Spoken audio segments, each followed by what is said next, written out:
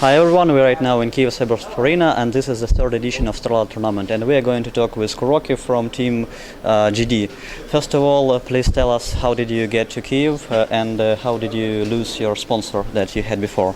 Well, Mouse wasn't really the sponsor of the team because only Singh and Bambo were contracted, I think, and this constellation of players didn't really know if they want to keep playing like this or not. So Mouse are not to blame at this point. They just said, no, we don't want to send a mixed team here, and they probably thought that we're going to perform badly.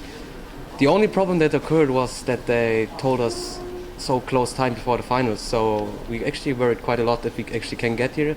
But thanks to James, too good. How did you contact James or did he contact you? Our manager, Pacey, took care of it pretty much, and James is a really good friend of us. So we are really, really thankful that he sent us here. Shout out to him. And yeah, Well, actually, you did at least better this time, that you won the group stage and you are now in the winners bracket final after beating Empire 2-1. I just want to ask you, what are actually plans with your team? As far as I know, Black is playing for not a Hunter team and they got a slot at the ESWC, and he said that your team would disband after this tournament. Is it true or not? It's probably true. I don't know. It's more like we are just really, really good friends with each other, and we came here to play. We were actually confident, but if you ask me if we're a team, then I'd say we're not really a team. We're more just like a group of friends who play Dota together. So it's like you're going to discuss what a team we will be forming after this tournament. Is it correct? Pretty much. I think people have their own plans, but I can't really answer your question, which I don't know the answer. Okay, let's talk about your plans. Are you going to continue your Dota career this year and to pursue that $1 million at the International 3? This year I actually told myself I really want to play from the beginning. Since last year I didn't play much at all. I only joined one team that was Virtus Pro and it didn't work out, sadly. But this year I actually want to play all the tournaments. That's nice. Right, a few questions about the last patch that came, and it changed actually a lot in Dota as far as I know. Being a professional player, how would you comment on that changes?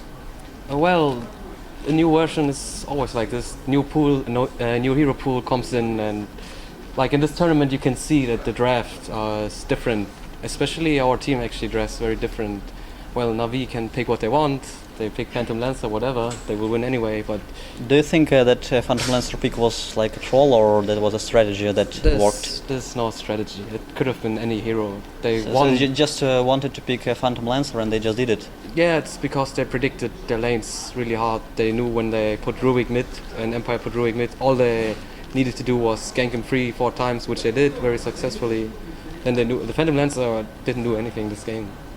It's not the hero, was Na'Vi wanted, not the Phantom. What do you think actually about the draft system that has been changed in Dota with only 2 bans in the first big ban phase? Well, does it affect a lot, the draft? Yeah, it actually does. At first I was kind of shocked because it was just before StarLadder they actually changed it.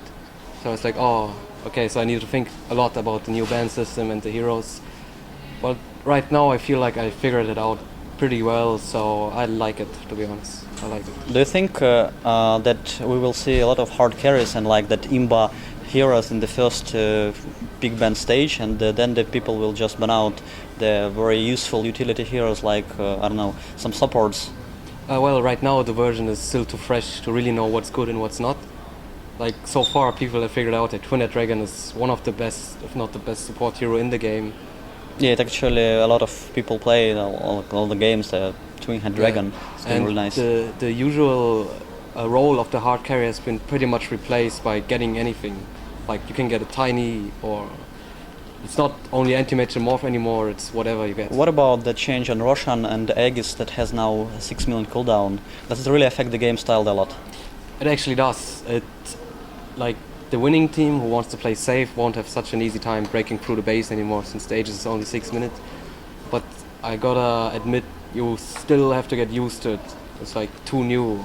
Do you think that with that Aegis change you have to be more aggressive as soon as you get Aegis within this 6 minutes time? Not necessarily aggressive. The point is, if you get the Aegis, you can't play it that safe anymore. It doesn't mean that you have to be aggressive, but it means that if you don't use it, it's gone anyway. You got the Roshan, you got the gold, but it's not so much abuse, if you can call it like this. Okay, I think that's all, and I hope you will be in the grand final once again, and to maybe make a better performance this season. So good luck and see you. Bye. Thanks. Thanks a lot.